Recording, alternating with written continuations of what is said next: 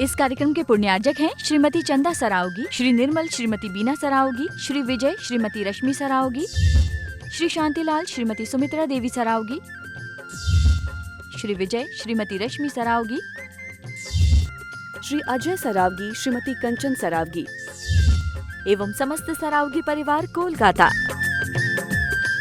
जो दौड़ है वह केवल दौड़ है, दौड़ाते रहती। लेकिन अगर राम से जुड़ोगे तो वहाँ सारी भाग दौड़ समाप्त होगी, वहाँ परम विश्राम है। तो हमें खुद तय करना है कि हमें क्या चाहिए, विश्राम या आपाधापी। नमस्ते गुरुदेव। और कोई पूछ रहे हैं पत्रकार जी में? हाँ, मेरा प्रश्न ये है कि आदमी सांसारिक सुख उसको कैसे मिले और धर्म से कैसे जुड़े? आदमी को सांसारिक सुख कैसे मिले और धर्म से कैसे जुड़े? एक बात ध्यान रखना कि सांसारिक सुख की जिसके मन में भी चाह है वह तभी और तभी मिलेगी जब वह प्राप्त को पर्याप्त समझेगा। अगर प्राप्त को पर्याप्त मान लो तो अभी सुखी हो जाओगे, और प्राप्त यदि अपर्याप्त दिखेगा तो पर्याप्त होने के बाद भी दुखी बने रहो। समझ गए? और धर्म से जुड़ने का भी यही मंत्र है, प्राप्त को पर्याप्त मानो और अपना समय बचाकर प्रभु से नाता जोड़ो। हेलो। हाँ, पत्रकार जी। हो गया। पत्रकार में नाम जोड़ दिया गुरुदेव। नमस्तु। मैं तो राजनीति से जुड़ा हुआ हूँ, पर नाम पत्रकारों के साथ जोड़ दिया। तो मैं अपना प्रश्न गुरुदेव से करना चाहता हूँ कि समाज सेवा और राजनीति में सफलता के मूल मंत्र क्या हो सकते हैं? देखो, समाज सेवा और राजनीति में आपने सफलता का मंत्र पूछा है। इसे मैं दो अलग अलग दृष्टियों से देखता हूँ। अगर आप समाज सेवा सच्चे अर्थ में करना चाहते हैं तो समाज सेवा एक पारमार्थिक कार्य है, और समाज सेवा यदि व्यक्ति सेवा की भावना से भरकर कर्तव्य निष्ठ होकर करे तो वह बहुत सार्थक होगा। लेकिन उसके लिए भी उसे औरों को श्रेय देने की मनोवृत्ति अपनानी चाहिए। टीम भाव से काम करे, समाज का नेतृत्व करे, पर श्रेय दूसरों को दे। राजनीति के क्षेत्र में जो बात होती है वो थोड़ी भिन्न प्रकार की है, क्योंकि समाज सेवा श्रद्धा से भरकर लोग करते हैं और राजनीति के क्षेत्र में सत्ता की भावना होती है। श्रद्धा और सत्ता दोनों भिन्न भिन्न दिशा की बातें हैं।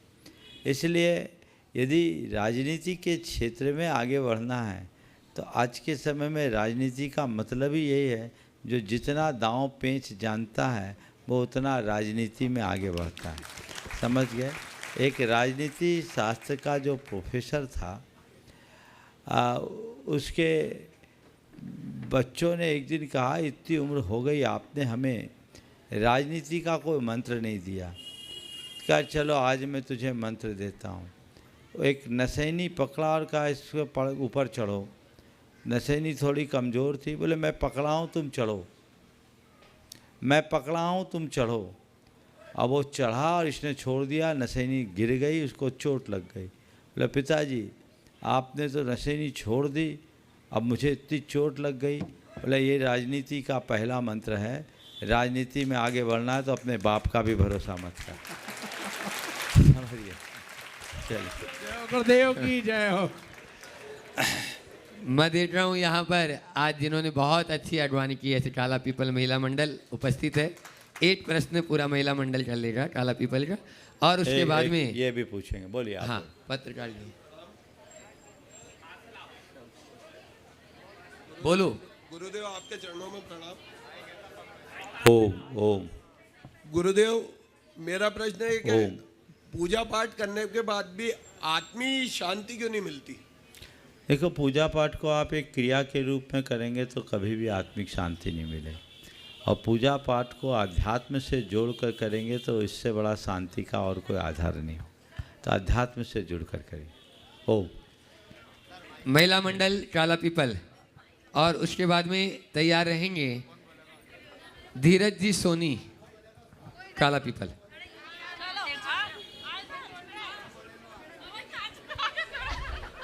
ओम। ओम ओम। पांचों परमेष्टि को मेरा मन वचन काय से नमोस्तु नमोस्तु नमोस्तु। हे गुरुदेव, पाप और पुण्य का फल कितने समय में मिलता है और इससे बचने के लिए सरल उपाय क्या है? देखिए, पाप हो या पुण्य, इसका तात्कालिक फल भी मिलता है और पारंपरिक फल भी मिलता है। तुरंत भी मिलता है और कुछ काल बाद भी। समझ गए? कैसे? जैसे हम लोग भोजन करते हैं तो भोजन करते ही खून बनता है क्या? नहीं ना। भोजन करने के बाद खून बनने की एक प्रक्रिया होती है, लेकिन भोजन करने से थोड़ी ताकत आती कि नहीं आती है। तो बस ऐसे ही पुण्य हो या पाप, उसका कुछ फल प्रत्यक्ष मिलता है और कुछ फल कुछ काल बाद।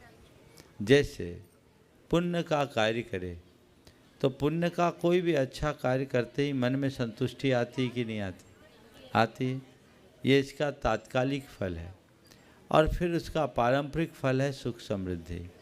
कोई बुरा काम करते हैं, मन में खटका आता है कि नहीं? कितनी देर बाद आता है?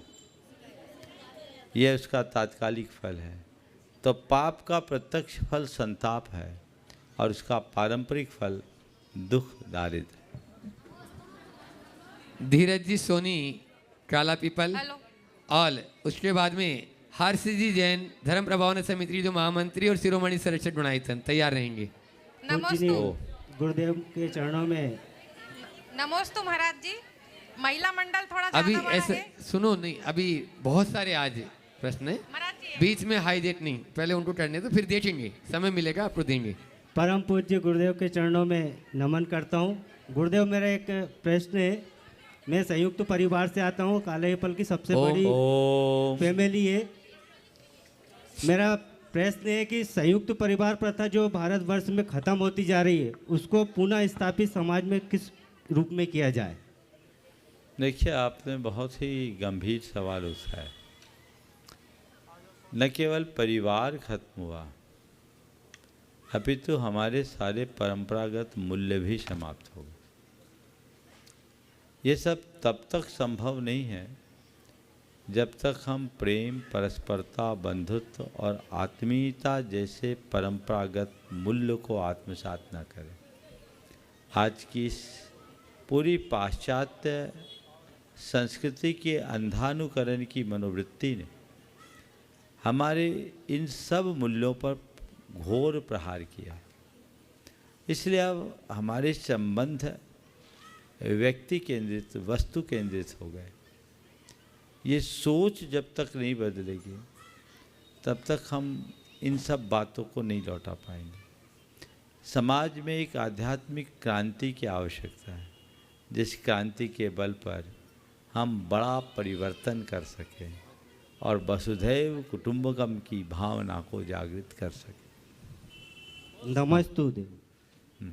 हाँ, और अगला प्रश्न कर रहे हैं हर्षि जी जैन, पूरी बिहार टीम के साथ में विजय जी पाटो दीदी भी साथ में है, विक्की भी वहीं चले जाए। सभी ये शिरोमणि संरक्षक गुणायतन के ट्रस्टी भी हैं और पूरा बिहार भी ये लोग करा रहे हैं। एक बार जोरदार तालियों से काला पीपल समाज इनका हार्दिक। और गुरुदेव के चरणों में बारंबार नमोस्तु हाँ, नमोस्तु। उसके बाद में नमोस्तु। यहाँ की पाठशाला परिवार आचार्य विद्यासागर पाठशाला काला पीपल तैयार रहेंगे।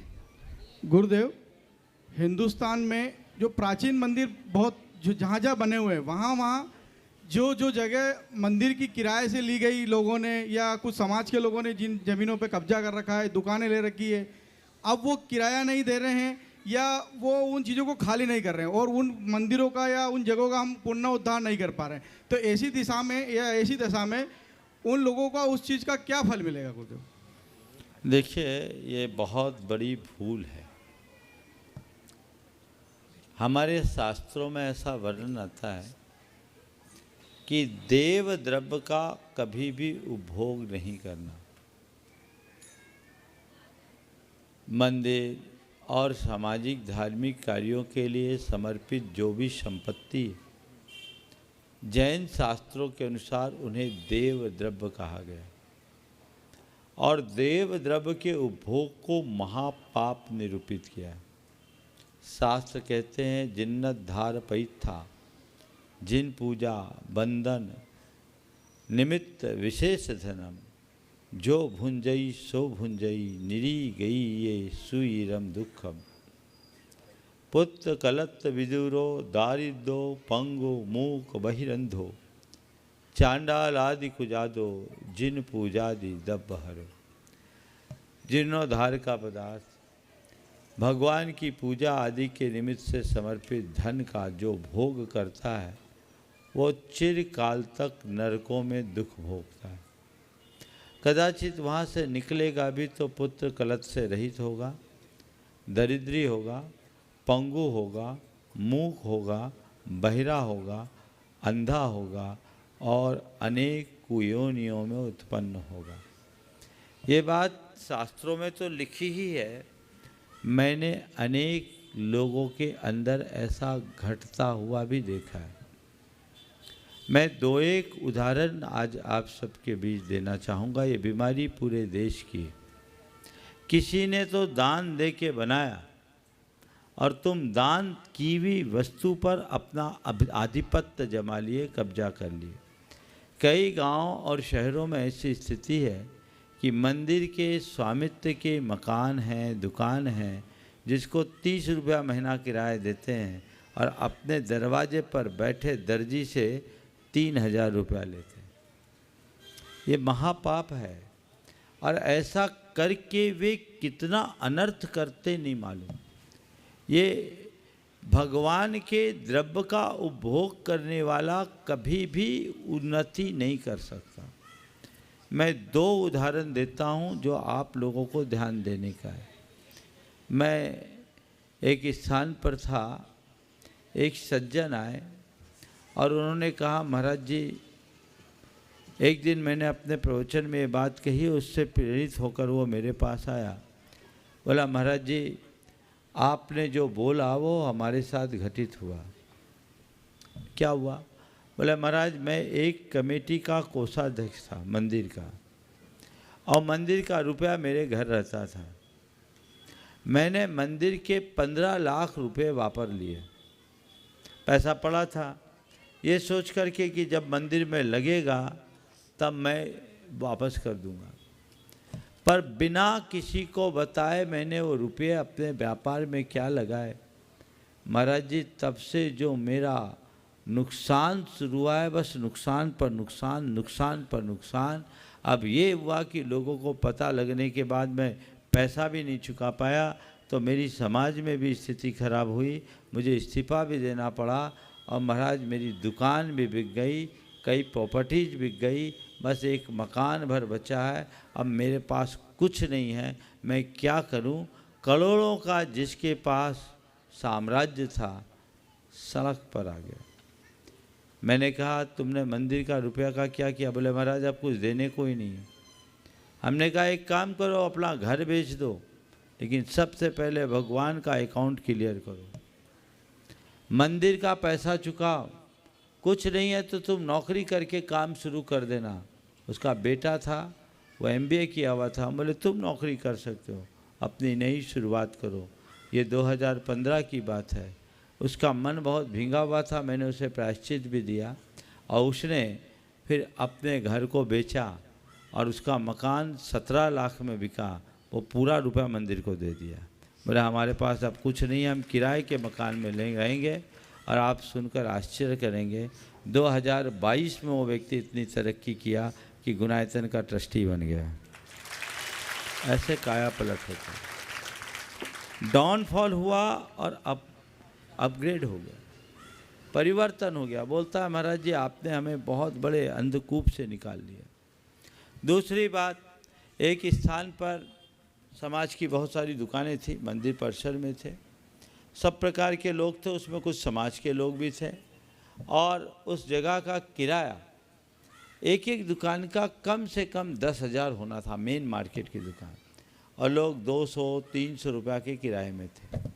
और उसमें से कुछ ऐसे लोग भी थे जो समाज के पदाधिकारी, तो वो खुद बढ़ाने का कोई कवायद नहीं करे, क्योंकि बढ़ाए तो खुद को बढ़ाना पड़े।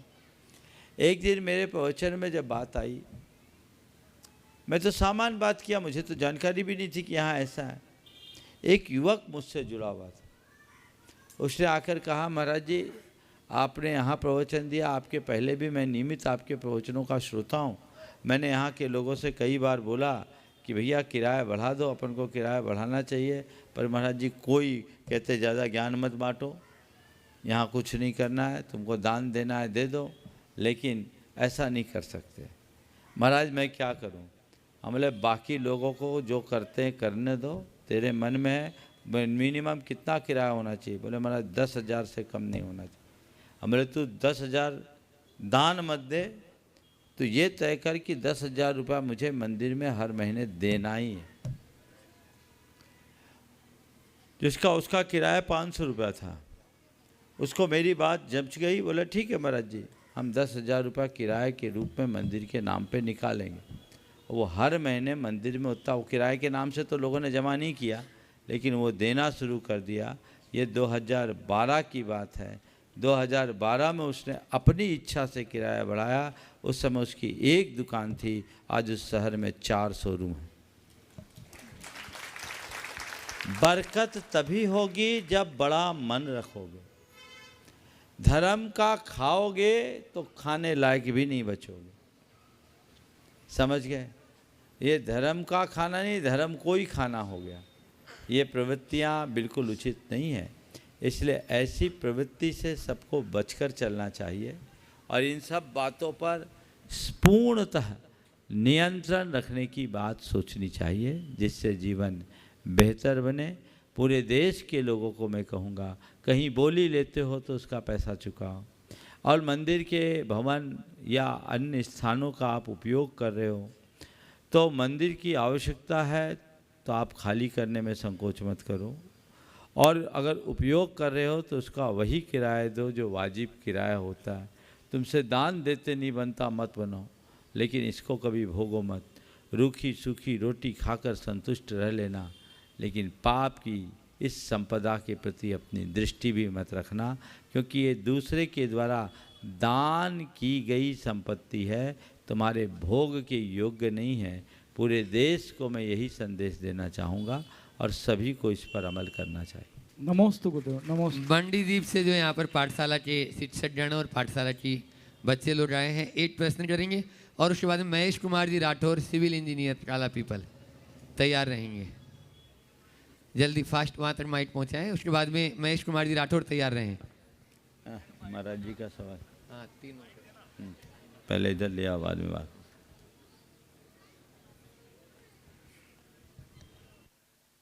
बोली संत शिरोमणि आचार्य गुरु विद्यासागर जी महामुनि राज की जय। मुनि श्री 108 प्रमाण सागर जी महाराज की जय। नमोस्तु गुरुवर, नमोस्तु गुरुवर, नमोस्तु गुरुवर। मंडी पाठशाला के सभी बच्चों की ओर से नमोस्तु गुरुवर। ओम सवाल करो। नमोस्तु गुरुवर। मेरा प्रश्न यह है कि गुरु भगवान की और गुरुओं की निस्वार्थ भक्ति कैसे की जाती है?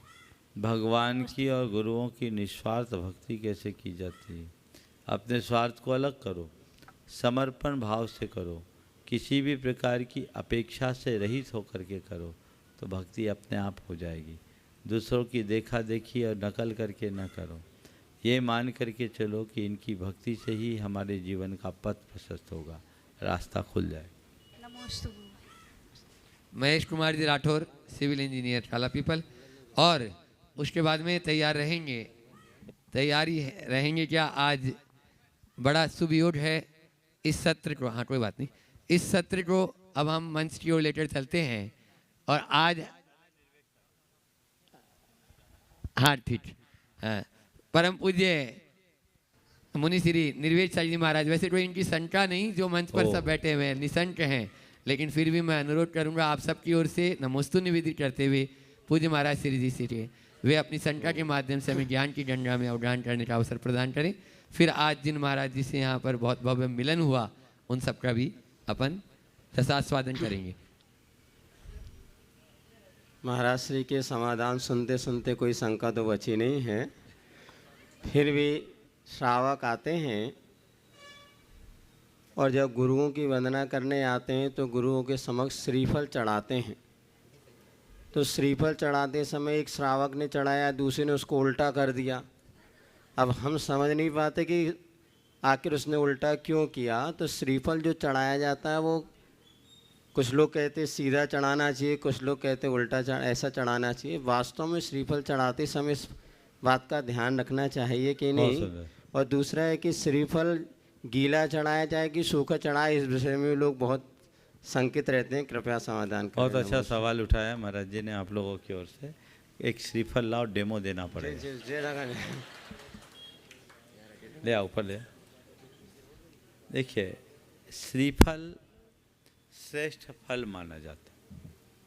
श्रीफल को सबसे उत्तम फल के रूप में गिना जाता है, खासकर धार्मिक कार्यों में, पूजा पाठ।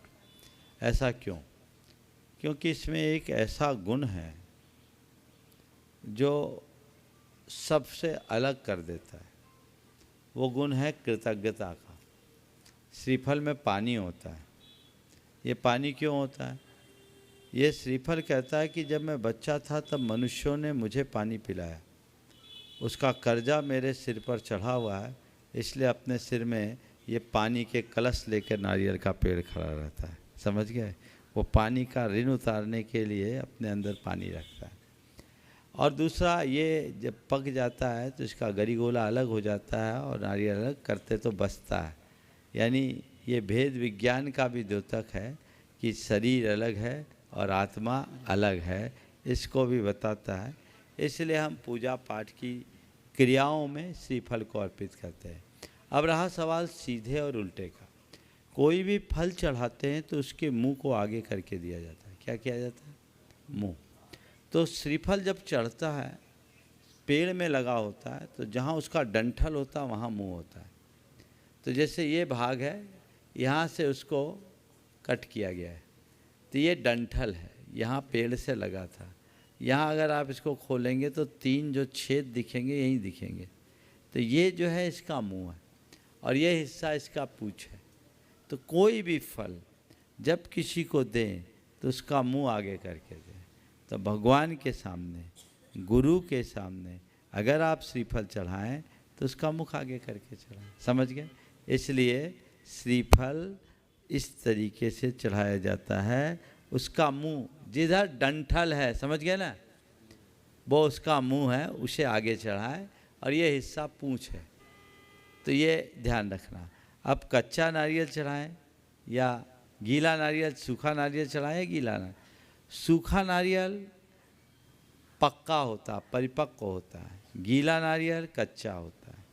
हम भगवान के सामने परिपक्वता पाने के लिए जाते हैं तो परिपक्व चढ़ाओ, तो सूखा चढ़ाओ।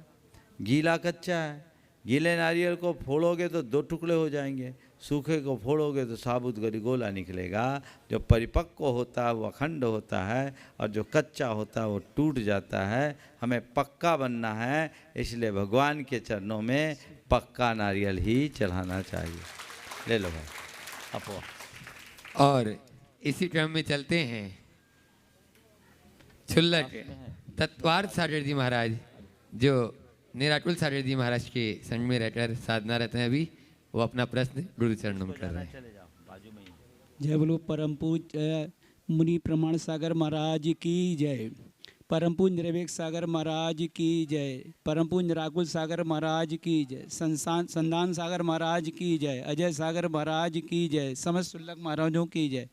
महाराज जी, अब हमको तो अभी घर से निकले अभी 3, 4, 14 साल चालू हो गया है। अब चूँकि हम लोगों ने पूरा ग्रस्त जीवन बिताने के बाद दीक्षा ली है। अब महाराज श्री हम लोगों को ज़्यादा ग्रस्त में रहे हैं। महाराज जी को सानत जरूर लिया है, लेकिन साथ में रह के नहीं हो पाया ज़्यादा। अब इतना ज्ञान नहीं, बस एक ही भावना आई जब से 2007 में माता पिता बने थे, उस समय से एक ही भावना आई है कि बस हमको अपना अंतिम समाधि बना अच्छे से करना है। उस अपेक्षा से हम मतलब घर से निकलने के भाव बनाए, तो आचार्य जी से निरंतर भावना करते रहे। और उसके बाद आचार्य जी ने 2021 में दीक्षा दी। तो अब ये हमारे भाव के महाराज जी, जैसे हम लोग ये दीक्षा जो लेने के भाव थे और दीक्षा लेने के लिए घर से निकले हैं, अब उसमें हम कैसे और निरंतर आगे बढ़ते रहें, उसमें हम कहीं से भी अपने मन में कटुता कोई भी भाव ऐसे ना आए जिसमें हमको कोई भी मतलब ऐसी मन में विकल्प ना हो। वैसे हम विकल्प किसी प्रकार का रखने नहीं चले, कभी कभी कोई होता है ऐसे निमित्त मिल जाते हैं, तो उनके सामना मैं कैसे करूं भगवान। और आगे हम और आज महाराज श्री एक निबंधन और है, मतलब आपसे आपका सानिध्य हमको भी 4 घंटे भी मतलब 4 घंटे भी नहीं मिल पा रहा है। तो ये सबकी यहाँ की भावना है, सब लोगों की भी, हमारी भी मन दिल से भावना है महाराज श्री कि कम से कम 1-2 दिन का सानिध्य मिले तो हम लोगों को और आपका सानिध्य से मिल के अच्छा लगेगा और अपनी मनोकामना पूरी करेंगे। देखो, जहाँ तक गृहस्थ अवस्था में रहने के उपरांत दीक्षा लेने का सवाल है, तो मैं कहता हूँ मार्ग तो यही है। 24 में 19 पहले गृहस्थ बने, बाद में दीक्षा लिए।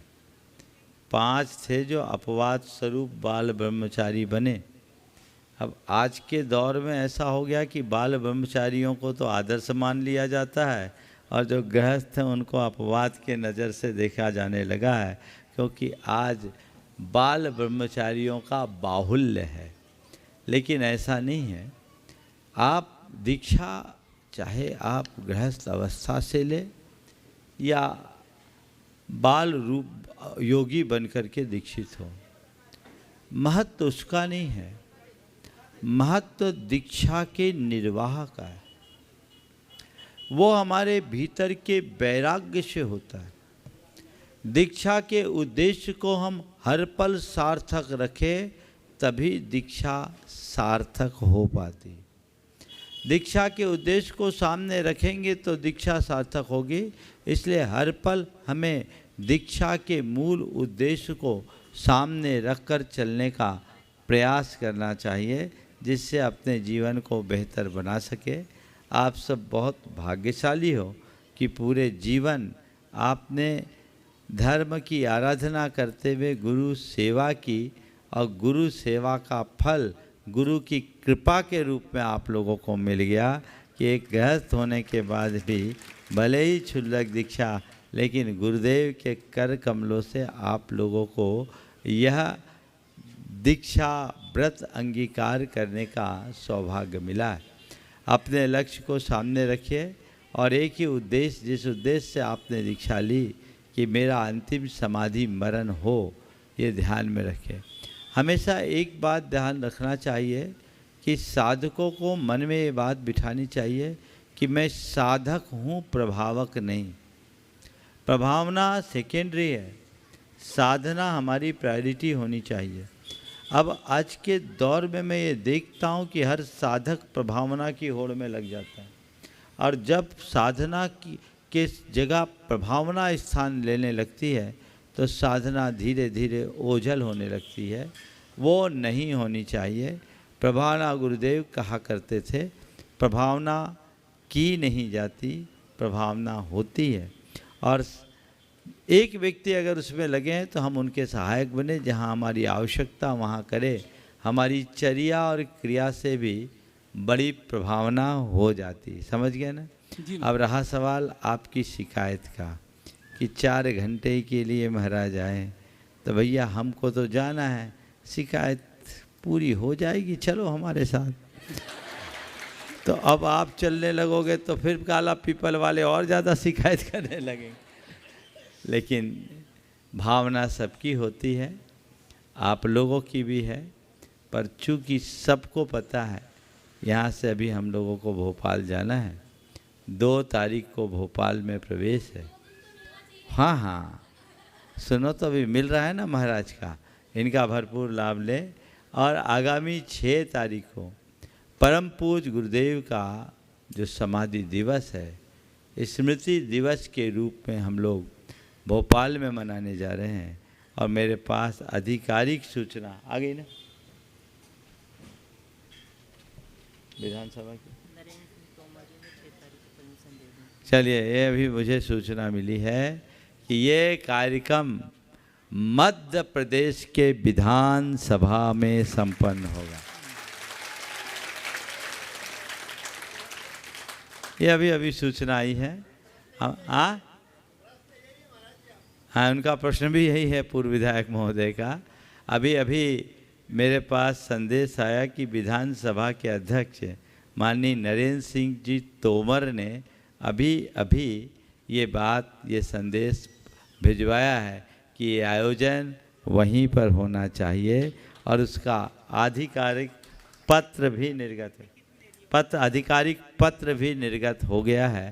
तो एक बहुत बड़ा आयोजन वहाँ पर संपन्न होगा, सारे लोग वहाँ रहेंगे। और आप लोगों से भी मेरा कहना है, मैं ये नहीं कह रहा हूँ कि भोपाल आइए, मैं तो ये कहूँगा जो जहाँ हैं 6 तारीख आचार्य विद्यासागर के नाम समर्पित कीजिए। शोभा यात्रा और गुणानुवाद जो जो आचार्य श्री को अपने मन में बसाए हैं, वे सब जैन अजैन मिलकर, आपके यहाँ महाराज जी यहाँ हैं ना, 6 तारीख तक तो रहेंगे ही, और ये महाराज जी के सानिध्य में आप लोग भी यहाँ भव्य आयोजन संपन्न कीजिए, ताकि हम गुरुदेव के व्यक्तित्व और कृतित्व को दिगंत तक फैला सकें। हाँ, संघ में यहाँ पर अजय सागर जी महाराज जी, पूज्य अजय सागर जी महाराज जी, वे भी अपनी संटा के माध्यम से हम सबको कृतार्थ करेंगे। महाराज श्री अभी पूज्य राघुल सागर महाराज के यहाँ आचार्य श्री का रोज विधान रैली हो रहा है अभी। बहुत सुंदर, बहुत सुंदर। हाँ, परम पूज्य आचार्य भगवान विद्यासागर, समय सागर, आचार्य वर्धमान सागर चरण नमोस्तु करते हुए मुनि प्रमाण सागर जी महाराज जी के चरणों में 12वां सतत नमोस्तु। गुरुवर, मैं तो एक अंधा पाषाण था, लेकिन 6 जून 1996 को गोटेगांव प्रवेश में प्रथम देशना से जो मन ने पलटा खाया, आपका सानिध्य लगातार हर वर्ष हर समय पर मिलता रहा। और आचार्य भगवान विद्यासागर महाराज जी की आशीर्वाद कृपा से बढ़ते बढ़ते आज मुनि पद पर धारण किए। लेकिन गुरुवर, जो 33 वर्ष मेरे असंयम के गुजरे, वो महापापी, महाकृतज्ञनी, महाव्यसनी, जो भी कुछ कह लो सब था, उनका प्रक्षालन के लिए आचार्य भगवान से, विद्यासागर महाराज जी से भी, आपसे भी, वर्धमान से सबसे निवेदन किया। दिन तो ठीक है, लेकिन वो स्मृतियाँ, वो पाप जो राई वर्ग के किए थे, वो पहाड़ बन के सामने आते हैं। उन पापों का प्रक्षालन करने के लिए सतत प्रयासरत हूँ। तो कैसे विशुद्धि बनाएं कि जो आपकी भावना युक्त 4 साल से कर रहा हूँ, वो भी कि पूर्व की स्मृतियों को मैं त्याग करता हूँ। पूर्व की स्मृतियाँ दिन में तो त्याग हो जाती, रात में वो कैसे निकलें, कृपया मार्गदर्शन करें, जिससे मैं अपनी अच्छे से निर्विकल्प समाधि की यात्रा बढ़ा सकूं। ओम। देखिए, आज बड़ी प्रसन्नता है कि मुनि रूप में मैंने अजय सागर जी को पहली बार देखा है। ये जब कटनी में देखा था, कटनी में, हाँ, कटनी में मिले थे, याद आ गया। और एक अच्छे साधक है, इनका पहले से भी एक विरक्त चित्त गृहस्थ के रूप में जीवन बीता है। आपने जो बात कही, एक दिन मैंने गुरुदेव से इस संदर्भ में बात की थी, तो उन्होंने कहा कि गुरु के समक्ष आलोचना भी प्रायश्चित है। आपने अपनी बात अगर गुरु के सामने रख दी तो वह उसका प्रायश्चित हो गया।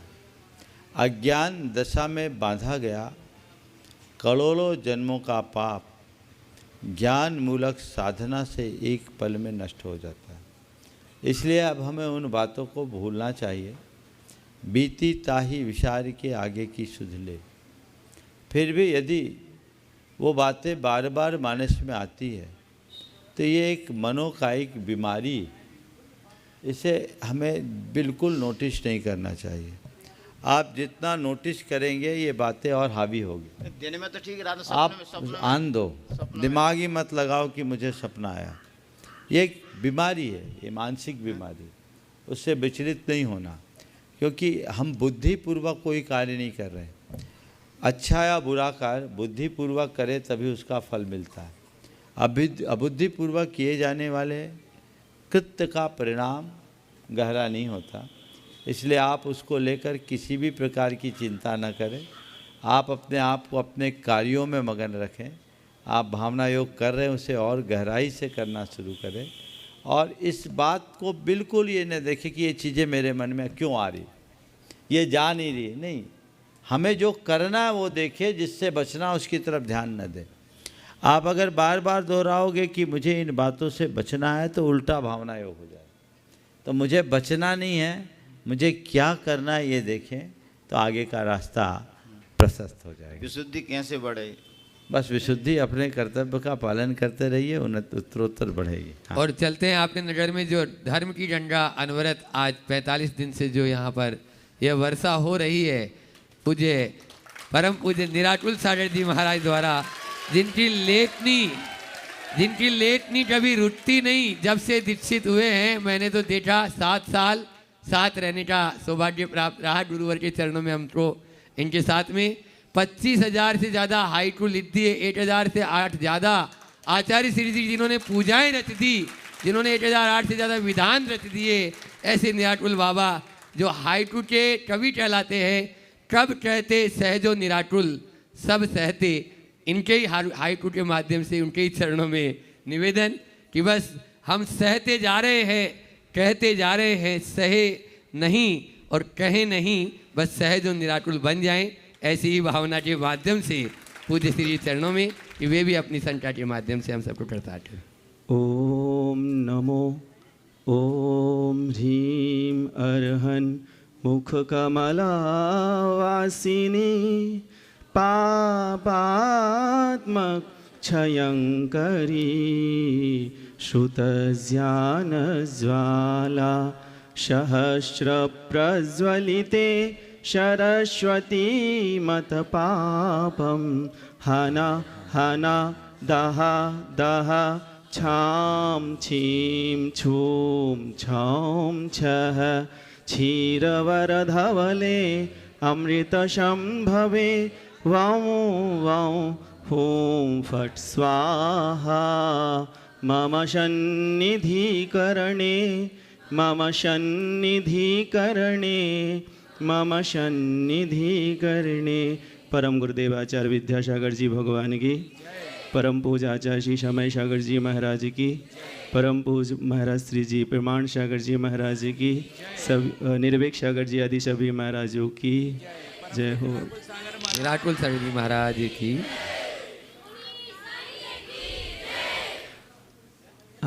बड़े महाराज जी, आप सचमुच अद्भुत हो।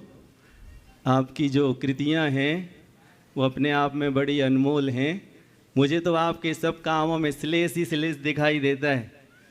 बड़े महाराज जी ने नाम रखा है गुणायतन, गुण का आयतन, लेकिन जैसे ही उसका आयतन बढ़ता जा रहा है गुणित क्रम से, अभी मोदी भवन जो है उन्होंने भी कह दिया कि गुरुदेव ही हमारे सब कार्य का उसका पूरा जितना है उसमें मिल जाएगा। मुझे तो लगता है उसका नाम गुणा धन आयतन करके गुणा आयतन है, गुणित क्रम से बढ़ता जाएगा और धीरे धीरे करके सारे शिखर जी में एक गुणायतनी संस्था रहेगी जिसके द्वारा सबका संचालन हो। अद्भुत है प्रभु। और आपने जो भावना योग शुरू करके रखा है ये जैन दर्शन के लिए ये कह रहा है कि भावनाएं योग हैं भानी, इसलिए ना जाने महाराज जी कहाँ डुबकी लगाते हैं समुंदर में और वहाँ से ऐसी चीज़ें निकाल के लाते हैं कि 12 भावनाएं 16 भावनाएं योग हैं हमारे भाने के लिए। ऐसे प्रभु मैंने कल रात में एक सपना देखा। उस सपने में आचार्य जी को देखा और उस सपने में मैंने देखा कि आचार्य जी बहुत परेशान हैं।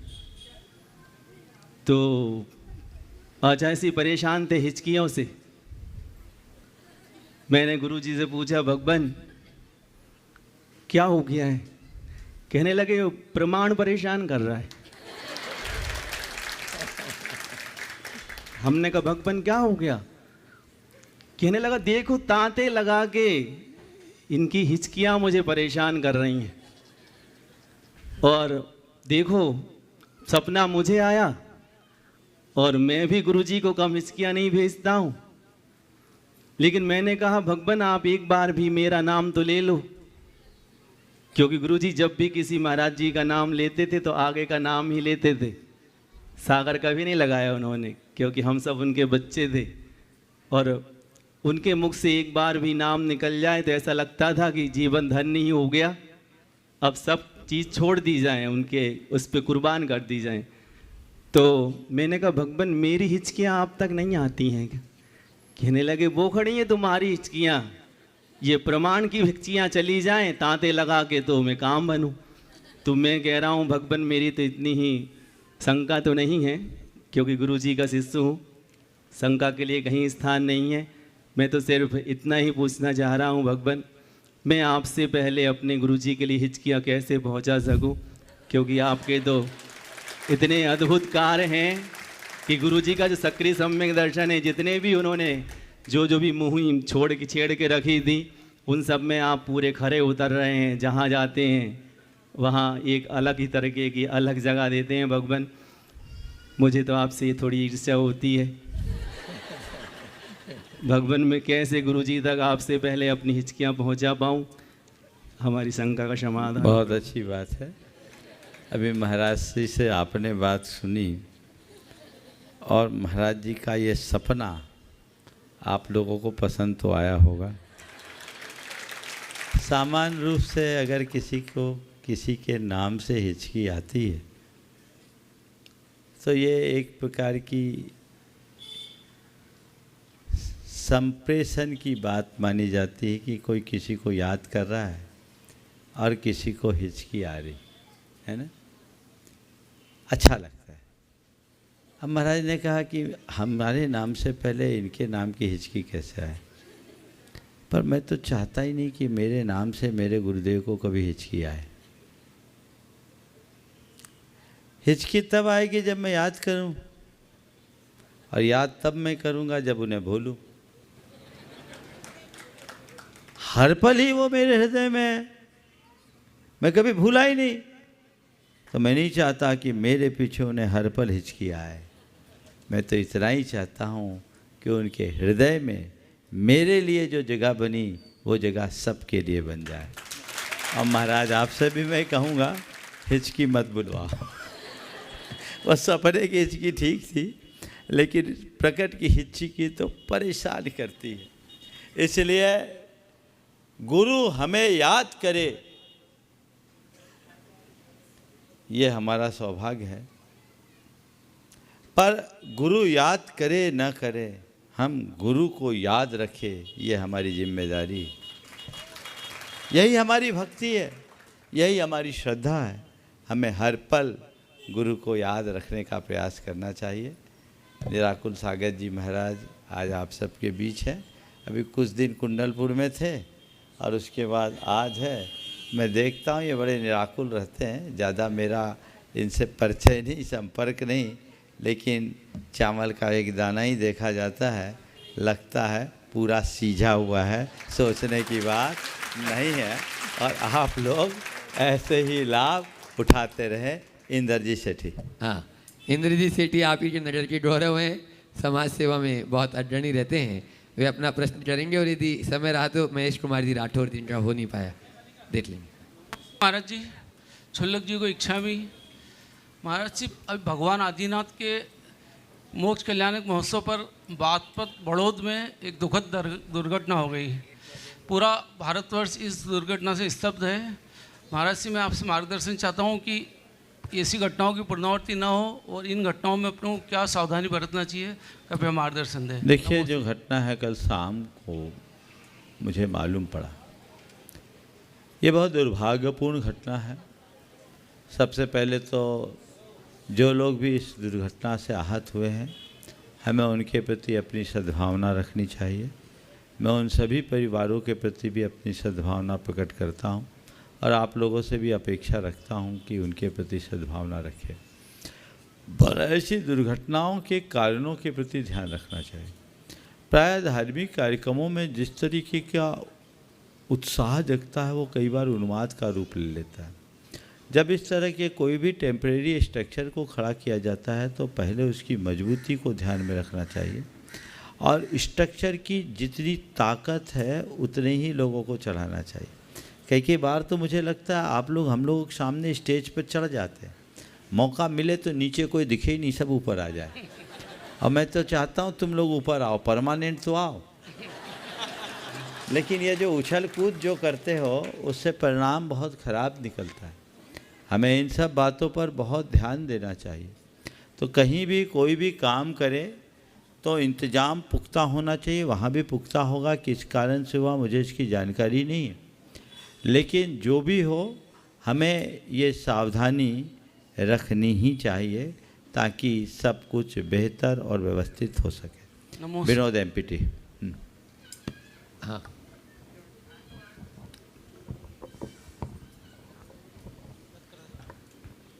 परम पूज्य गुरुवर के चरणों में सादर नमन के साथ में नमोस्तु निवेदित करता हूं एवं समस्त एमपीटी परिवार की ओर से गुरु चरणों में कृतज्ञता के साथ में ये निवेदन करता हूं। गुरुवर, बहुत ही हर्ष का विषय था कि आपके सासंग चरण कमल कल इस पावन धरा पे, और वो भी ऐसे एक विशेष पर्व आदिनाथ भगवान के मोक्ष कल्याणक दिवस पर पधारे। मैं तो ये कहूँगा कि ये वो निमित्त था कि आपके वहाँ पर चरण कमल पड़े और एक वर्षों से लंबित हमारी सबकी मनोभावना, और आपने सब गुरुवर जब कल भगवान 1008 आदिनाथ भगवान के दर्शन के उपरांत जो उद्गार व्यक्त किए थे, जो मनोभावना आपने व्यक्त की थी, इसी मनोभावना को लेकर मेरे पूज्य पिताजी ने 35 वर्ष पूर्व एक ज़मीन भूमि प्रदत्त की थी यहाँ ट्रस्ट को। मैं उसी भावना को फलीभूत होते हुए देखना चाहता हूँ। मेरे आपके उद्गार सुनने के बाद में हम सभी लोग पूरे परिवार के साथ में बहुत ही प्रफुल्लित हैं। आज सुबह आपने आशीष वचनों के माध्यम से भी आज एक बहुत अच्छी बात की है कि जहाँ योग हो वहाँ प्रयोग अवश्य होना चाहिए। आज यहाँ पर कमेटी के अध्यक्ष भी यहाँ पर विराजमान हैं। मैं चाहूँगा कि आपसे अच्छा योग निमित्त तो कभी जीवन में ये मिल ही नहीं सकता। मैं सब कमेटी से निवेदन भी करूंगा और हमारे वरिष्ठ यहाँ पर आदरणीय बाबूलाल जी साहब काला पीपल जो यहाँ के नींव के पत्थर थे, इस जामनेर के जिन्होंने एक एक पत्थर वहाँ पर रखा है, वे भी उनकी भी मंगल भावना रही है। मैं पुनः अपने परिवार की ओर से निवेदित करता हूँ और आपका प्रत्यक्ष या अप्रत्यक्ष, मुझे ये आशा ही नहीं पूर्ण विश्वास है कि आप कहीं भी रहें, लेकिन यदि आपने ये आशीर्वाद दिया है तो ये भावना निश्चित रूप से फलीभूत होगी। नमोस्तु गुरुवर, नमोस्तु। देखिए, कल ये योग बना, सहज रूप से मेरे सामने भाव व्यक्त किए गए और मैंने अपनी अनुभूति वहाँ प्रकट कर दी। मैं देख रहा हूँ ट्रस्ट के लोगों में बड़ा उत्साह है, और न केवल ट्रस्ट के लोगों में अपितु आस पास की जनता में भी। कल वहाँ के लोग थोड़े से दुखी हो रहे थे, लेकिन सुबह आकर के मुझसे बहुत क्षमा मांग रहे थे कि महाराज आप तो करवा के जाओ। और मालूम स्वाभाविक है कि इस तरह के कार्य थोड़ा समय मांगता है, एक दिन में चटपट में ऐसा बड़ा निर्णय नहीं हो सकता, और मैं भी ऐसे कार्यों में विश्वास नहीं रखता। अभी मेरे पास समय था नहीं, इसलिए मैं निकल गया। अब आप लोग चाहते हो, कमेटी तो यहाँ है, पूरी कमेटी आओ, आधी कमेटी तो तुम्हारी भोपाल में है ही। भोपाल आओ, सब मिल के एकजुट होकर एक प्रस्ताव लेकर आओ। हम किसी भी प्रकार के विवाद में कोई आशीर्वाद नहीं देना चाहेंगे। आप सब एक स्वर में आओ कि गुरुदेव आप जैसा चाहेंगे हम लोग वैसा प्राणपण से करने के लिए समर्पित हैं। हम आशीर्वाद दे देंगे। कोई ज़रूरी नहीं कि उस काम के लिए हमें जामनेर ही रहना पड़े, कहीं भी बैठ कर के काम किया जा सकता है। आज भी रास्ते चलते चलते चर्चा हुई थी तो दो भाइयों ने बड़ी बड़ी बातें कर दी कि ये हमारी तरफ से हो जाए, अभी हमारी तरफ से हो जाए। अभी मैं डिक्लेयर नहीं करना चाहूँगा। तो एक कमी किसी चीज़ की नहीं है, कमी केवल पहल की है। हम लोग निमित्त हैं। मुझे लगता है ये काम होने वाला है। अब वो क्षेत्र का अभ्युदय काल आ रहा है। कल एक दो जगह से बाहर से भी मेरे पास संदेश आए, लोगों ने टीवी पे सुना, उनने अपनी भावनाएं प्रेषित कर दी। कमेटी भी उत्सुक है, पर अपने आप में पुख्ता हो ले। मेरे पास आने से पहले अपनी औपचारिक बैठक करके एक प्रस्ताव पारित करो कि हम लोग सर्वसम्मति से निर्णय लेते हैं कि इस क्षेत्र के विकास और विस्तार के लिए जैसा महाराज श्री कहेंगे हम वैसा करेंगे, उनके निर्देशन में ही काम करेंगे। तब मेरे पास आना और तब हम आपके बारे में विचार करके जो बेहतर होगा वो बता पाएंगे। आप लोग आ जाइए भोपाल, 2 तारीख को हम पहुंच ही रहे हैं, 1-2 दिन बाद आगे पीछे आप आए और जितनी जल्दी हो उसका काम हो सकता है। काम की शुरुआत करने के लिए आपको चिंता करने की ज़रूरत नहीं है, महाराज यहाँ बैठे ही हैं। आप लोगों को हिम्मत भर करने की देर है, सारे कार्य संपन्न हो सकेंगे। समय हो गया, इसलिए दादा क्या बोल रहे बोलो जल्दी। नमस्तु बाबूलाल एमपीटी जो हमें विनेत बाबू जी बोल रहे हैं, उनके पिताजी ने वहाँ जो ज़मीन दी है वो अपना आदिनाथ धाम है, वो ठीक है। 3 बीघे है। हाँ, और इसके लिए सारे लोगों को पता है, पैसा पूरा आया है इनके द्वारा, और इनकी भी भावना है कि वहाँ कुछ पैसा लगे। नहीं, आप चिंता मत करो, मुझे मालूम है किससे कितना लगवाना है। चलिए, ओम शांति। नमस्ते गुरुदेव। यहाँ की कमेटी एक बार संजीव जी के नेतृत्व, संजीव जी छाबड़ा अध्यक्ष जो यहाँ काला पीपल के हैं, वे प्रदीप जी छाबड़ा पूरे वे अपना निवेदन कर लेंगे, क्योंकि अब आगे गाड़ी ओम जा रही है। हर्ष, आज का रात्रि विश्राम, कल का आहार कहाँ होगा? हाँ, नांदनी में रात्रि विश्राम और चांदवड़ के पास। चांदवड़ के पास भगवान। चलिए, फैक्ट्री है अपने, हाँ, धागा फैक्ट्री में होगा। अच्छा, पूर्व विधायक जी का सवाल है क्या? दीजिए उनको, परमार जी को। विधायक जी को दे दो पहले, दीजिए विजय। और पूर्व पार्षद आष्टा शकुंतला जी छाजेड़ उपस्थित है क्या? थोड़ा जल्दी कर लो। हाँ, गुरुदेव, आपके चरणों में नमस्तु नमस्तु नमस्तु।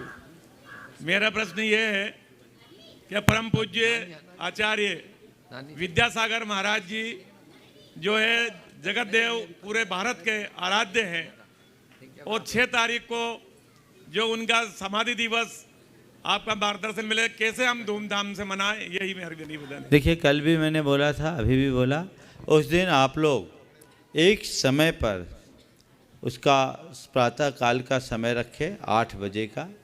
8 बजे एक शोभा यात्रा निकालें और शहर के प्रमुख भागों में घुमाकर किसी सार्वजनिक स्थल पर आए और उस सभा को गुणानुवाद सभा के रूप में परिवर्तित करें। शोभा यात्रा में गुरुदेव के व्यक्तित्व और कृतित्व से जुड़ी हुई झांकी और चित्रों को प्रदर्शित करें। आप जहाँ रहें वहाँ आचार्य गुरुदेव के जीवन काल में उन्होंने जो कुछ भी किया उसकी प्रदर्शनियाँ लगाएं, और इस तरीके से उन्हें व्यापक पटल में हम प्रस्तुत करें तो बहुत अच्छा होगा, और उनके द्वारा प्रवर्तित उपक्रमों के प्रचार प्रसार में अपना योगदान दें। नमोस्तु भगवान, नमोस्तु भगवान। नमोस्तु महाराज जी, नमोस्तु महाराज जी। मेरा प्रश्न ये है कि जो हम जमीन दान करते हैं मंदिर के लिए या भवन निर्माण करवाते हैं, तो उसका पुण्य क्या है? उसका पुण्य यह है कि इसके निमित्त से मंदिर की पूजा अर्चा होती है। इसे नित्य पूजा के रूप में कहा गया है। भगवान के मंदिर में उपकरण देना, भूमि भवन आदि देना नित्य पूजन है। उसकी आय से पूजा की व्यवस्था होती है। तो जो पूजा का पुण्य मिलता है वो एक दिन मिलता है, और उस दान से जब तक जिस निमित्त से आपने दान दिया है वो चलता रहे तब तक पुण्य मिलता है। नमोस्तु महाराज जी, नमोस्तु महाराज। नमोस्तु भगवान, नमोस्तु भगवान।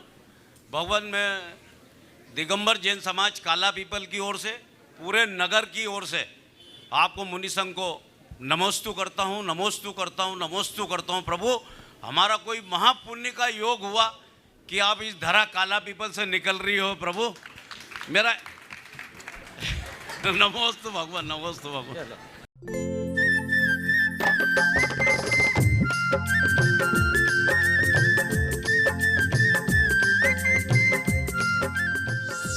इस कार्यक्रम के पुण्यार्जक हैं श्रीमती चंदा सरावगी, श्री निर्मल श्रीमती बीना सरावगी, श्री विजय श्रीमती रश्मि सरावगी, श्री शांतिलाल श्रीमती सुमित्रा देवी सरावगी, श्री विजय श्रीमती रश्मि सरावगी, श्री अजय सरावगी, श्रीमती कंचन सरावगी एवं समस्त सरावगी परिवार कोलकाता।